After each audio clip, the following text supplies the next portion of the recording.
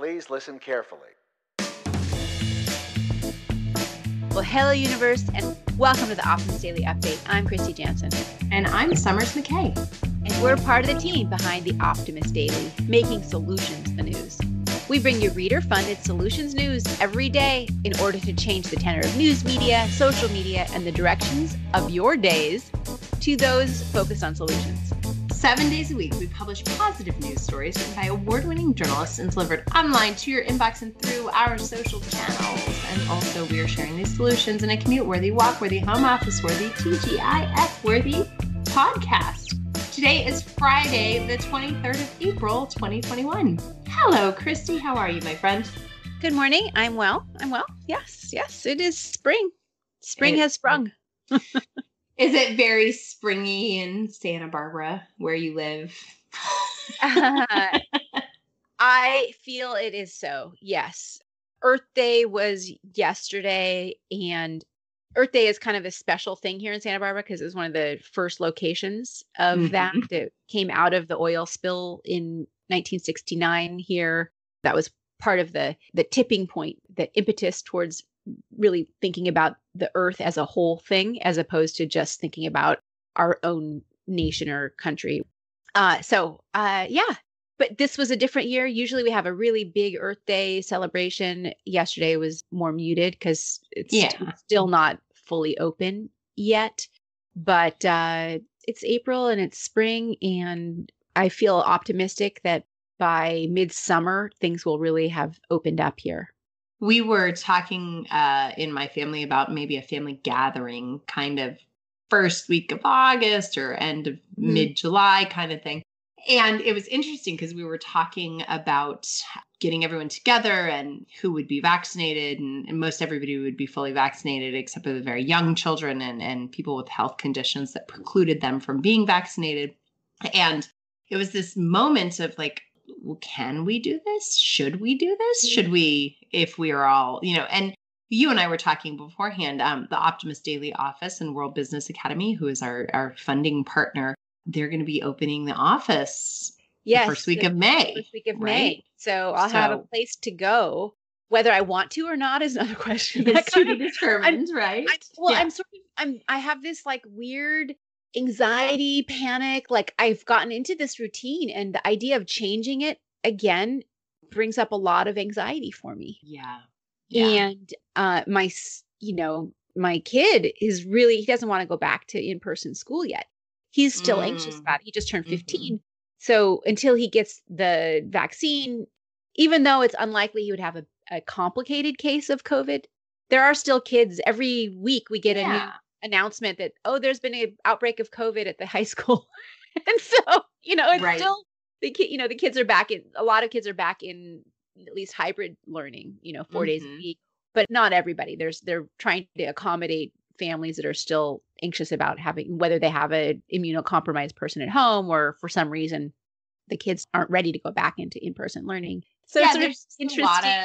There's a lot that goes into this sort of next chapter. And I think something that we'll see over the next 6 to, 12 weeks is the world sort of changes into its next phase is that, there's going to be uncertainty. There's going to be things that really stress you out. And I know for me, uncertainty and change and things that stress me out has kind of like led to procrastination, and we all respond differently. And so if you find yourself in that feeling of uncertainty, look for a solution. So for me, I'm looking at, the Optimist Daily and looking up procrastination in some of our old articles. And this big thing that I've procrastinated is actually like I've unpacked this entire house except for my own closet and my own office. And I'm sitting in a room full of boxes that I come to work in every day. But a big part of that for me is like fully committing to whatever this next chapter is, even though there is uncertainty, right? Okay, so that's got to be your weekend job. It is. I'm going to take it on, especially also because we have been invited to participate in Good Morning Arizona on Saturday morning, so tomorrow morning. So I am going to take part of this day today actually to work on my office because the background, as you all know, and you may have seen on Instagram here and there, it's a little bit, doesn't look great. Upgrade your I look a little, Or Yeah, you could build yourself an Optimist Daily backdrop, and do like a weird green room kind of thing. Right. So I could be like an Or awkwardly kind of- floating head, and I'd pick up my mug and you wouldn't be able to see it. And yeah, that's what we'll do. No, No, let's I not do that. think, But yeah. So speaking of mugs, what's your weekend project? What intention do you set for making your weekend a great one, Kristy? God, you got me thinking. Well, so by the weekend, my husband will be considered fully vaccinated, and I'm almost there. I think my weekend goal is to enjoy some social contact with Nice. some other friend who's also, to socialize safely.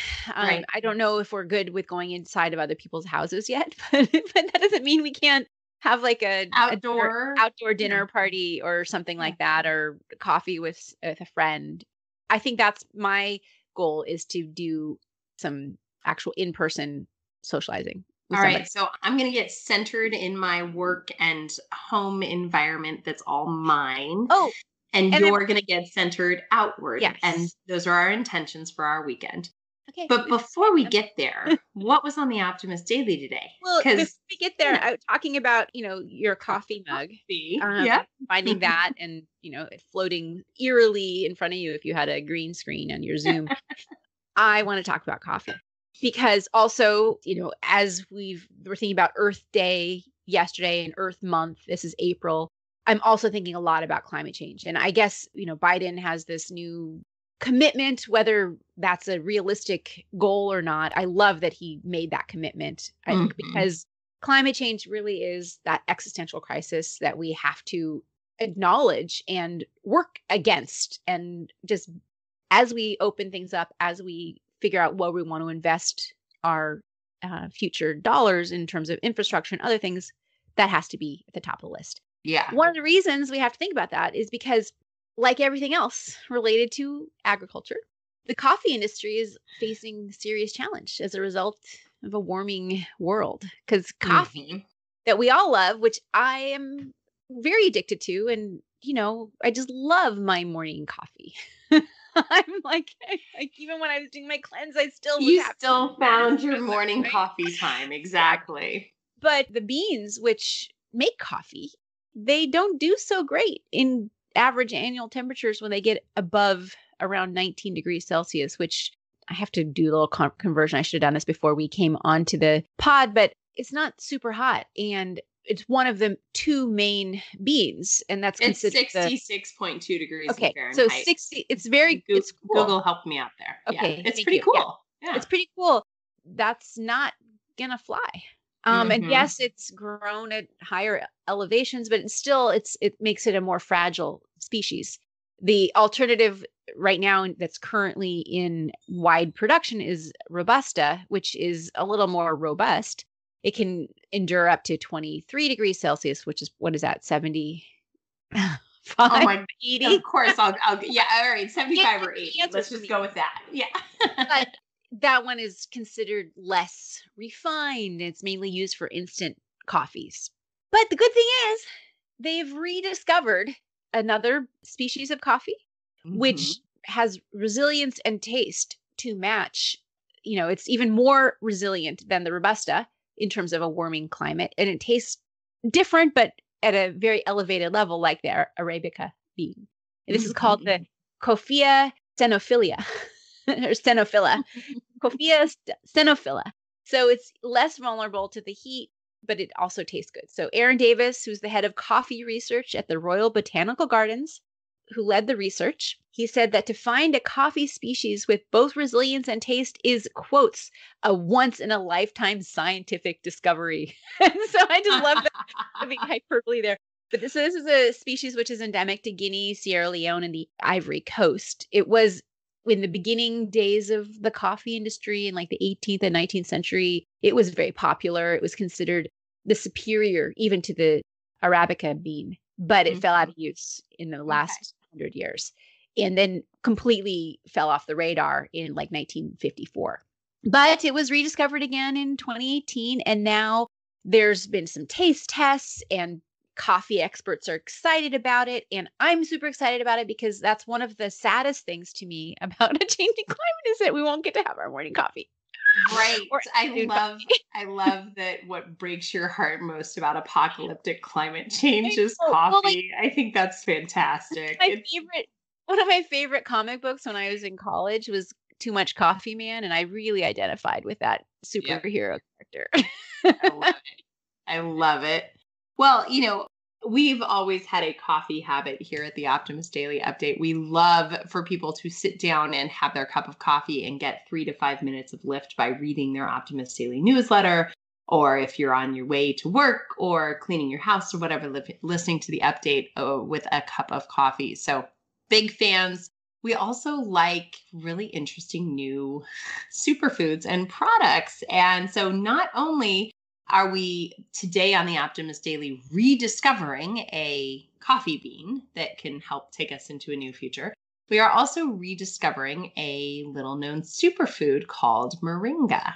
Now, Kristy, have you ever tried Moringa? Yeah, I like it. It's something that I've actually known about for a while, and I'm glad that we finally are picking it up on the Optimist Daily. There's a Moringa farmer here in the Central Coast of California that I know a bit. So, Oh, good. Okay. Well, that was one of my questions because this headline reads Moringa, the benefits of this little known superfood. And many people have not heard of Moringa, but that doesn't, you're not alone. This is not commonly sold in grocery stores, but it has a lot of health benefits that are going to make you want to have it in your daily food cycle. I did a little outside Googling. Basically, it's a tree that originated in India and is related to sort of collard greens, kale, and broccoli. The leaves and seeds are most commonly eaten part of the plant, and the foliage has a mild peppery taste similar to arugula. I was looking up where one would grow moringa or how you could grow it. And basically, they can be grown in the ground and are often started in containers. You have to protect the young plants and saplings from harsh winds. And in about 8 months, you get a fast growing tree that bears a huge amount of the edible fruit. Now, this ideal temperature for germination is actually a bit hotter, so it will help us survive the raising temperatures of 77 to 95 degrees Fahrenheit, which, by the way, is 25 to 35 degrees Celsius. See, Kristy, this is what happens when you do your Googling before the No, I think it's a really interesting superfood. It reduces chronic inflammation, regulates blood glucose levels, protects against microbial infections, reduces oxidative stress, can inhibit cancerous growth, which I think is very fascinating, improves memory, and may reduce cholesterol. All of these benefits, it can be hard to find, and not everywhere can you get your moringa. So if you can't get it, you can grow it. And if you can get it, make sure to share with friends and family where you have access to it. And so, Kristy, for folks who are in Santa Barbara area or Central Coast, do you just get it at the market? Where do you get it? No, it's not just available. You still have to order it. Okay. But yes. So are you ordering it online? Like what I want to do is I want to give people a place they can get this because I think it's really great, but I don't know, like I know how to get a tree, but I don't know exactly where I would buy this. For example, there's Moringa Farms, and they are one of the oldest and most experienced sources of Moringa. Go online and shop there, and you can get tinctures as well and capsules and things as well as the fresh. As well as the fresh for an actual salad. Yeah, or dried powder. It's harder to buy it fresh, but you can also you can buy a tree on Etsy. You can buy a tree on Etsy. But and you can also, like matcha powder or some of these other powders, you can mix it in your morning smoothie. So if you're not like going to do coffee, you could do there's a moringa smoothie recipe that I see online. So anyway, keep an eye out for moringa, guys. If you see it in your stores, give it a try. It's got a lot of benefits. Maybe it's the new turmeric. We're kind of in a foodie mood on Fridays. It seems like that tends to be where we are because we are ready for the weekend. But before the weekend, there's some other great headlines on the Optimist Daily today.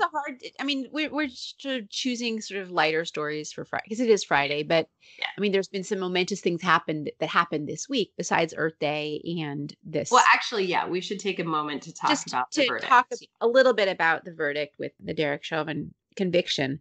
And the sign of the times that might I mean, again, it's just one case out of thousands, but at least there's an acknowledgement that there is something that has to shift and change, and that this was just, too far. Yeah, this was unconscionable. This was murder.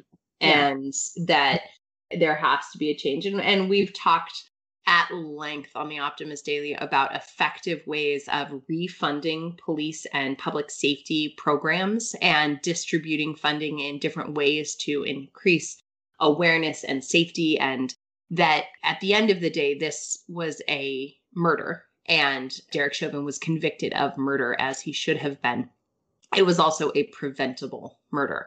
And what I think is really hopeful is that the verdict itself came in as guilty, and that now the healing can continue in ways of finding ways to keep our world safer and keep for more people, exactly, and for more people. The war against Black and brown bodies can maybe slow down or stop.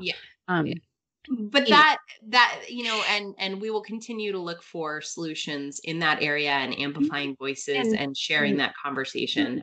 So don't take our lightness about Food Fridays not with the gravity of all that has happened in the world this week. But we know you listen to the Optimist Daily updates sometimes just for a little boost. Right. So I think it's sort of a shift it signals a shift in how we understand what's right in this world and where we want to, invest our energies. Speaking of shifts, a couple of other headlines for today, because we have to get going, I know. But there's a headline about regenerative meat, what that means, what's the meaning behind that new food label. I think the whole concept of regenerative, which is even sort of takes it a step beyond sustainable. I think that's an interesting concept. And again, it's sort of expanding our concepts there. And what does that mean? Another headline, this is how electric vehicles actually make our roads safer. That's an interesting one. Alaska's forests are more resistant to climate change than we had once thought. And again, talking about resiliency and the wonderful resiliency of nature. Plugging abandoned oil and gas wells generates jobs and reduces emissions.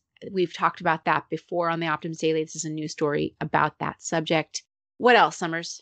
NASA project uses satellites to identify greenhouse gas super emitters.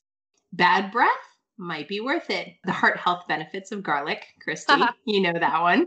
New Mexico is added to the growing list of states to legalize recreational cannabis. Well done, New Mexico. That is a very, very valuable. The country's going there. And it opens up some interesting concepts when you think about how many people are incarcerated because of cannabis charges. As we go into legalization. Yeah. And then 5 ways to maintain an eco-friendly kitchen as we wrap up our Earth Week here at Optimist Daily, as we wrap up our Healthy Kitchens Week here at Optimist Daily. Thank you, everyone, for listening to the Optimist Daily Update. We promise to continue to share positive solution-based stories with ideas on how you can participate in this changing world and ensure it is changed for the good. We promise to cover the current events with accuracy, legitimate sources, and offer you the information needed most to chart new paths for all of us. And if you have the means, please consider becoming an emissary on the optimistdaily.com. And for starting at just $5 a month, you can help support reader-funded independent journalism and be a part of the solution-changing consciousness that addresses our world's biggest challenges with a problem-solving mindset. Please help us keep the Optimist Daily free for all who need it, supported by those of us who can. Thanks, everybody. We will be back. Have a great weekend. See you on Monday. See you on Monday, guys.